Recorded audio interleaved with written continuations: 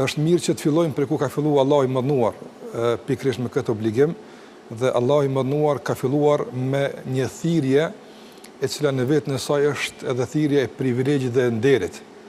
Dhe në momentin kur dikush të thirrë me një emër të privilegjuar dhe të dallon disi edhe të obligon një obligim shtesë që t'i përgjigjesh. Andaj Allahu thot në Kur'an: o ju që keni besuar. Dhe kjo na jep të kuptojmë se Zoti po na veçon në kuadër të begative të shumta që na i ka dhënë, po veçon një begati nga ato që janë më të dashurat për Zotin e Mëdhenuar.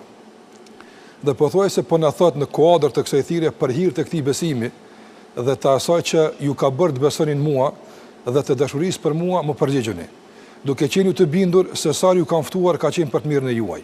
Të gjitha këto kuptime dhe shumë të tjera i përmban në vetën e saj kjo thirrje. Andaj kur besimtari e din se Zoti po e thirr me një thirrje fillimisht përgdhelse dhe në kuadër të saj disi po e ndërgjetson që ti përgjigj praktikisht kësaj thirrje.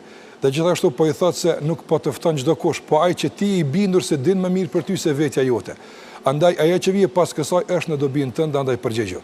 Dhe mendoj se vetë hyrja e ajetit ku bëhet fjalë për obligueshmin e agjërimit jep me kuptu se mbi çfarë motivi besimtari e ndërton vazhdimsinë e tij deri në fund.